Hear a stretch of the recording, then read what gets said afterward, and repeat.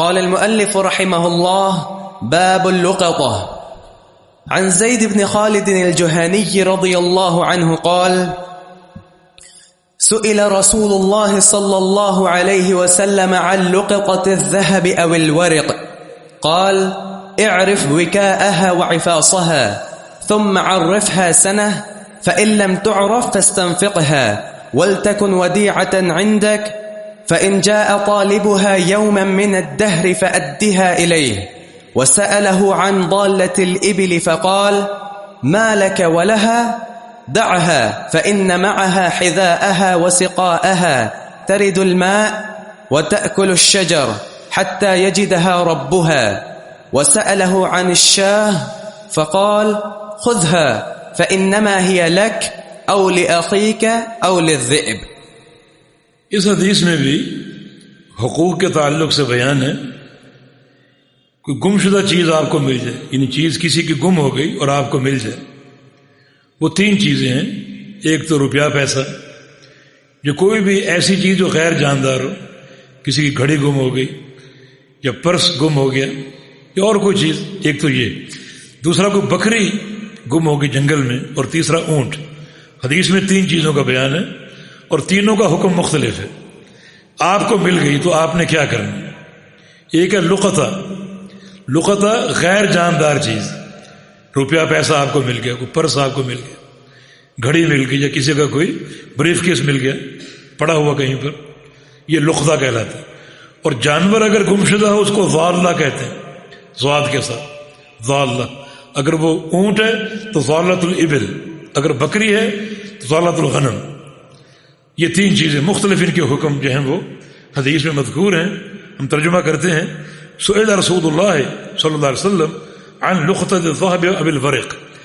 نبی علیہ السلام سے سوال کیا گیا کہ سونا یا چاندی گم شدہ، دینار مل جائیں، درہم مل جائیں گم شدہ، تو اس کا کیا حکم؟ فرمایا کہ اعرف وکاءها وعفاصها. ظاہر ہے کہ وہ کسی تھیلی میں ہوں گے، کسی پرس میں ہوں گے، تو پہچان لو اچھی طرح وکا اس کے تھیلے کو. وہ تھیلا کیسا ہے یا وہ تھیلی کیسی ہے، اس کا رنگ کیسا ہے، اس کی بناوٹ کیسی ہے، ڈیزائن کیسا، اچھی طرح پہچان.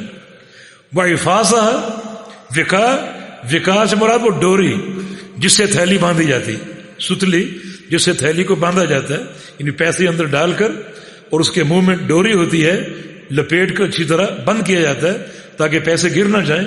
اور افاس وہ تھیلی جو ہے جس میں وہ پیسے موجود ہیں، جیسے بٹوا یا پرس ہے، اس طرح افاس ہے.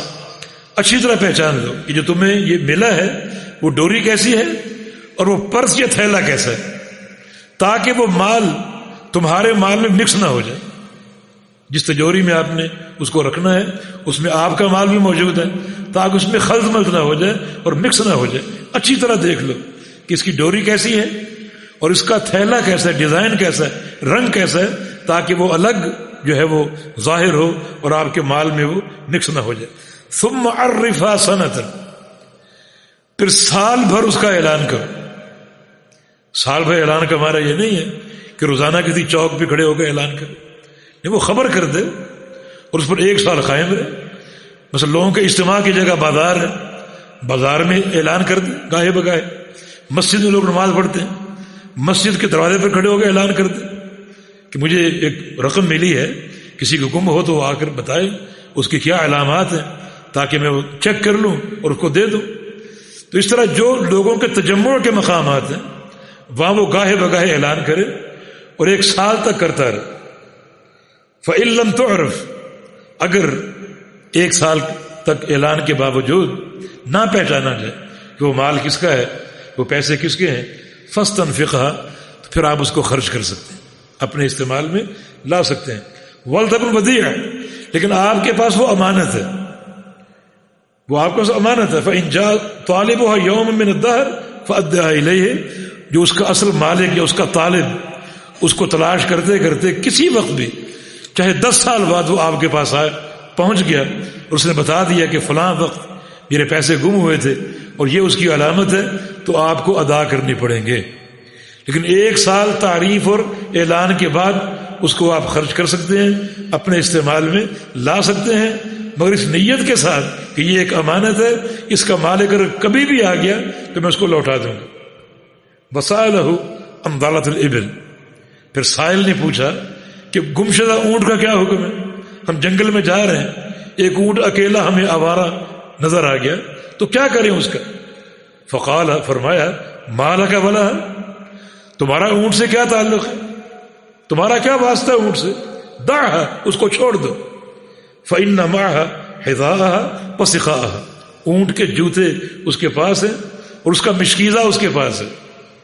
اس سے کیا مراد ہے کہ اونٹ چلتا رہتا ہے، یعنی جوتے اس کے پاس ہیں، اونٹ میں چلتے رہنے کی صلاحیت ہے، چلتا رہے گا چلتا رہے گا حتیٰ کہ اپنے مالک تک پہنچ سکتا ہے. اور اس کا مشکیزہ اس کے پاس ہے، یعنی اونٹ کا معدہ جو ہے اس میں یہ صلاحیت ہے کہ کئی دن کا پانی اور کھانا اسٹور کر سکتا ہے. تمہیں اس سے کیا تعلق ہے؟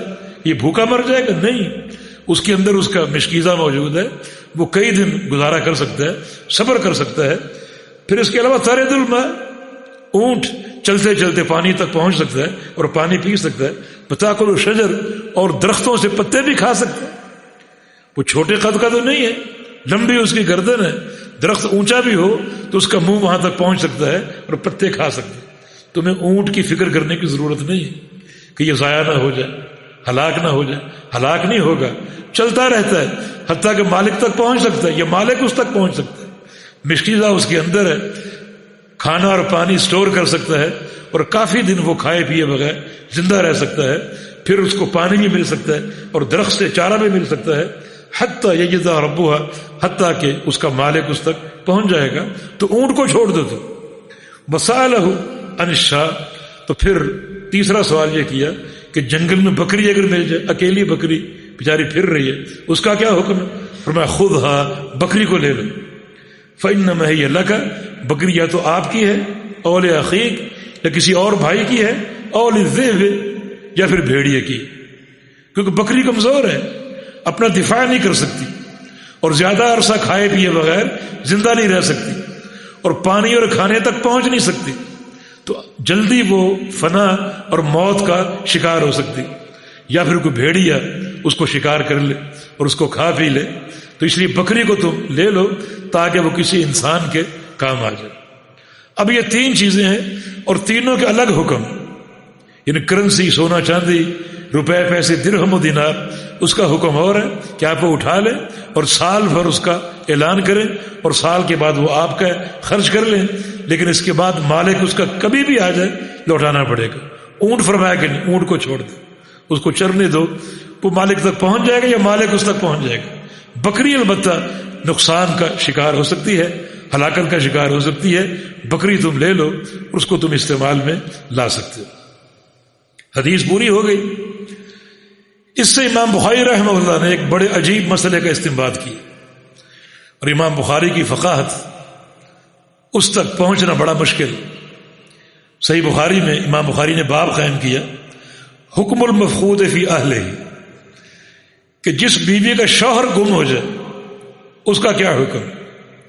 وہ بیوی کتنا انتظار کرے؟ جس بیوی کا شوہر گم ہو جائے وہ کیا کرے اور کتنا عرصہ اپنے شوہر کا انتظار کرے. یہ باب قائم کر کے اس کے تحت حدیث یہ ذکر کی جس میں شوہر کا ذکر یا اونٹ کا یا بکری کا یا کرنسی کا ذکر. امام بخاری کا استنباط کیا ہے؟ مسئلہ یہ ہے کہ کسی عورت کا شوہر گم ہو جائے، وہ عورت کیا کرے. شریعت میں اس بارے میں کوئی واضح حکم نہیں. فقہا کے دو قول ملتے ہیں. فقہائے حنفیہ کا قول ہے کہ وہ عورت 90 سال انتظار کرے، 90 سال انتظار کرے، اس کے بعد یہ تصور کر لے کہ وہ مر چکا ہے تو اس کے مرنے کی عدت گزارے 4 ماہ 10 دن، اور پھر وہ آگے شادی کر سکتی. اب 90 سال انتظار کے بعد اس سے شادی کون کرے گا؟ مفتی ہی کرے گا جو یہ فتویٰ دے رہے، اور کون کر سکتے. امام مالک کا قول ہے کہ 4 سال انتظار کرے، اگر نہیں ملا تو اس عورت کو اختیار ہے کہ اس کو مرا ہوا تصور کر کے اس کی عدت 4 ماہ 10 دن گزار کے آگے وہ شادی کر سکتی. امام بخاری رحمہ اللہ نے، چونکہ یہ دونوں قول رائے پر مبنی، دلیل پر نہیں ہے، امام بخاری نے اس مسئلے کو اس دلیل سے حل کیا. حالانکہ حدیث میں عورت کا ذکر نہیں، مرد کا ذکر نہیں، بلکہ اونٹ اور بکری کا ذکر. امام مالک کا استدلال یہ ہے کہ رسول اللہ صلی اللہ علیہ وسلم نے اونٹ اور بکری کا الگ حکم بیان کیا کہ بکری لے لو اور اونٹ نہ لو، دونوں کا الگ حکم بیان کیا. اس کا معنی ہے کہ شریعت گمشدہ چیز کے تعلق سے مصلحت کو دیکھتی. بکری کی مصلحت یہ ہے کہ اس کو لے لو، اگر نہیں لوگے تو اس کو بھیجا شکار کر سکتے. اونٹ کی مصلحت یہ ہے کہ اس کو نہ لو، کیونکہ اونٹ اپنے دفاع کی طاقت رکھتا ہے، کھا پی سکتا ہے، زندہ رہ سکتا ہے، وہ چلتا جاتا ہے حتیٰ کہ مالک تک پہنچ جائے گا. تو دونوں کا حکم جدا ہے، حالانکہ دونوں گمشدہ ہیں، لیکن شریعت نے گمشدہ چیز کے تعلق سے مصلحت کا خیال رکھا. اب وہ تو جانور ہیں، جو شریعت جانوروں کے تعلق سے مصلحت کا خیال رکھتی ہے، وہ شریعت گمشدہ انسانوں کے تعلق سے مصلحت کا خیال نہیں رکھے گی. اب ایک عورت جس کا شوہر گم ہو گیا، اس کی مصلحت کو دیکھا جائے گا کہ اس کی مصلحت میں کیا ہے. اب بیچاری وہ اکیلی رہ گئی ہے.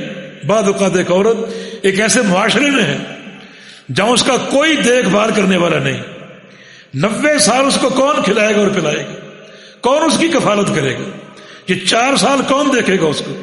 یا معاشرہ اگر ایسا ہو جہاں ظالم اور ڈاکو قسم کے لوگ ہوں، جہاں عورت کی عزت بھی محفوظ نہ ہو.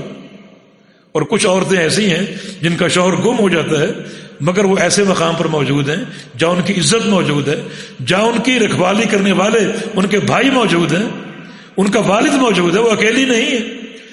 تو ان دونوں عورتوں کی مصلحت مختلف ہے. ایک عورت تنہا ہے اور اس کا معاشرہ ظالم اور شفاق ہو سکتا ہے، اس کی مصلحت اور ہے. اور ایک عورت تنہا نہیں ہے، اس کا والد اس کے ساتھ ہے، اس کے بھائی اس کے ساتھ ہے، اس کی مصلحت کا تقاضا کچھ اور ہے. دونوں کے احکام جدا ہوں گے. جو عورت اکیلی ہے اور اس کا کوئی رکھوالا نہیں ہے، کوئی اس کا کفیل نہیں ہے، وہ بھی 4 سال انتظار کرے یا 10 سال انتظار کرے. اور جو عورت موجود ہے، اس کا باپ، اس کے بھائی موجود ہیں، رکھوالے موجود ہیں، وہ بھی 10 سال انتظار کرے.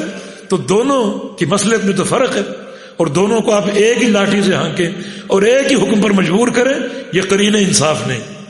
تو جو شریعت جانوروں کی مصلحت کا خیال رکھتی ہے اور ان کے الگ احکام بیان کرتی ہے، وہ عورت وہ شریعت عورت کے مسائل اور انسانوں کے مسائل اور اس کی مصلحت کا خیال کیوں نہیں کرے گی.